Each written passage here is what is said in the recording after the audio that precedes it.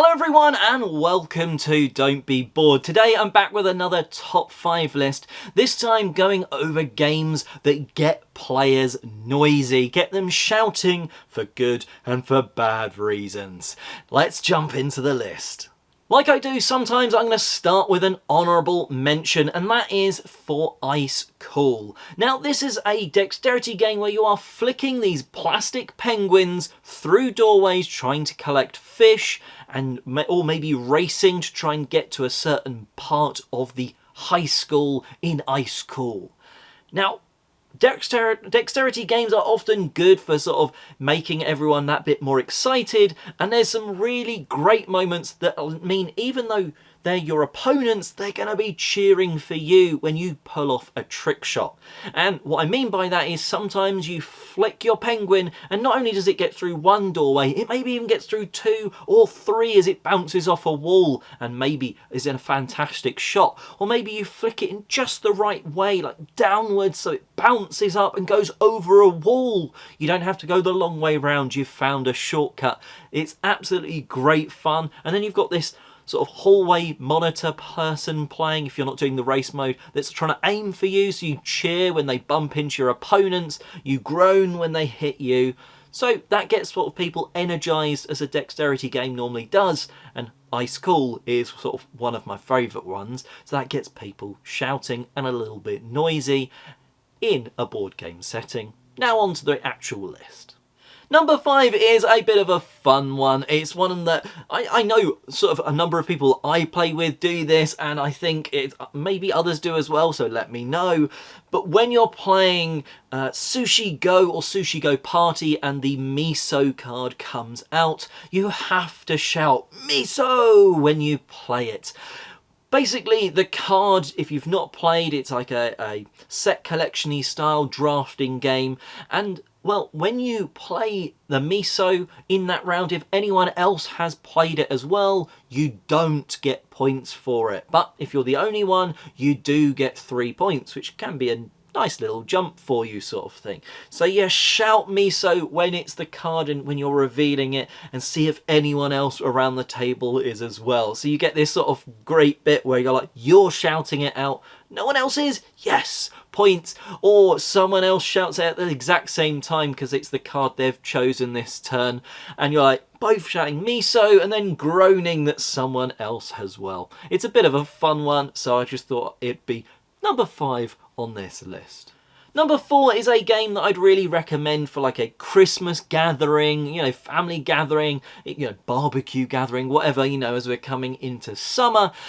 It's Don't Get Got. Now, these are little things that you're going to be doing throughout a day. It's not like a board game that you'd sit down and play just for a sort of succinct number of minutes or hours or whatever. You play this over the course of the day. Effectively, you get a wallet with little secret missions, and you have to try and get other people to do them. So maybe you have scrunched up that task and you've inserted it, let's say, into a little bit of food or like a popcorn or something like that.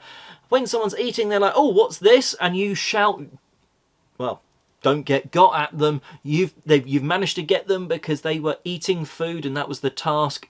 While they're eating food, make them find this. Or you ask them a question and they answer it in a particular way.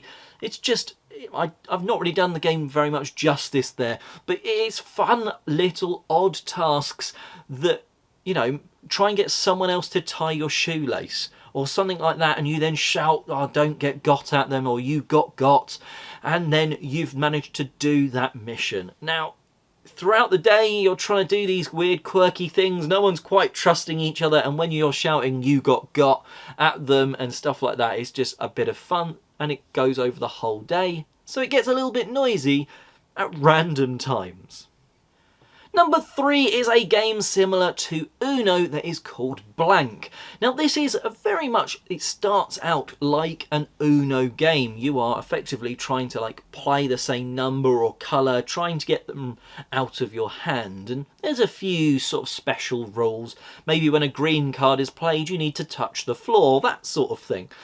Well, it doesn't necessarily sound too noisy, but whoever wins they get to write a new rule. Maybe that's a rule or a perk ability that goes onto one of the playing cards, or is a rule card that may or may not be used in the next game. So maybe you make it whenever someone plays a blue card, they must make an animal noise. And if anyone repeats a noise that's previously been made, they have to draw a card. Or maybe one of the cards that you play, well, you have to say the illustration that's on it as well. Or speak in a funny accent, make some weird, wonderful noises. Or maybe it's touch your nose, touch the floor, different things like that. But it certainly gets noisy as people are laughing about what's going on.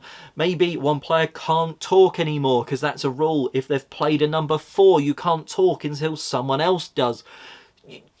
You come up with the rules, so you can make this as fun and as noisy as you like. We love putting different cards that make people speak in an accent, make funny noises and that sort of stuff when the cards are played.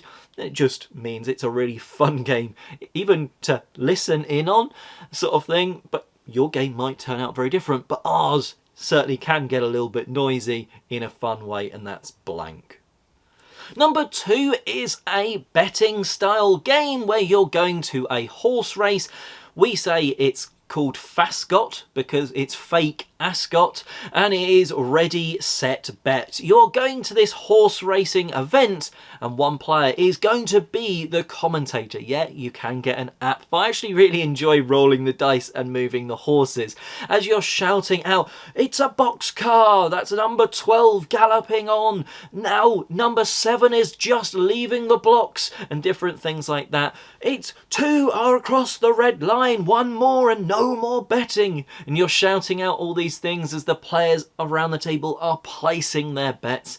They're shouting maybe, "Come on, roll a 5, and you're rolling a 4 and a 6 and a 4 and a 7, and they're like, "How are you not rolling a 5 but everything around it?" And you get that sort of real buzz of like that betting, but it's sort of still sort of very friendly sort of betting. Obviously it's not real money. You've got that just the fun of trying to beat the odds and get your sort of bets in. It's fun whether you are shouting out the numbers and rolling the dice, or if you're even letting the app do that and it's commentating and there's that noise, but you're still, as the players, cheering on certain horses and stuff like that. So a lot of fun, and it gets a little bit noisy as you're actually doing the commentary of that race, and you can kind of get into that. So that is Ready, Set, Bet. Had a lot of fun and very much want to be playing more of that one. And number 1 is a game where I have not seen another game, even in the same sort of genre, get people quite so worked up and shouty, and this is the Resistance Avalon. I've played others, you know, like Werewolf, I've played Blood on the Clock Tower, all those sort of things, but often they seem to me, they've had much more discussions. "Oh, this is what I'm thinking, what do you think?" Avalon, I have seen people shouting across the table, trying to get their sort of hopeful point across. Maybe they are, you know, one of the bad guys in this, as they are trying to, well, shout and sort of say, "Look, it's not me, it's not me. Obviously, you took me on this mission and it failed, but I was on the next one and it passed. Why can you not see that?" And you're like, "Ah, that's what one of the bad guys would be trying to tell me," and different things like that. So it can really, with the right group, get really loud, get really invest people, so they really sort of are backed into a corner and they're sort of really trying to tell you every reason why it's not them, even if it is. It's one of these brilliant hidden traitor style games where you don't know right until the end when it's actually revealed, am I right? Yeah, you can deduce it. Sometimes it's, yeah, it must be them. But who's their accomplice? So, you know, who's the other person on their team and different things like that. And, well, the noise normally just builds and builds as you play. Like one game, everyone's getting into it. And then the second game, people are shouting and getting their voices across and everything. A lot of fun to be had with the Resistance Avalon. So, they are some loud games. Let me know what games get you shouting out about the most, and let me know in the comments section below. What have I missed off this list that's super obvious? And, well, out of the ones that I picked, what would you have said that didn't deserve to be on the list? Or, yeah, that would have been my number one. Let me know as well. And until next time, have a very loud, good day gaming.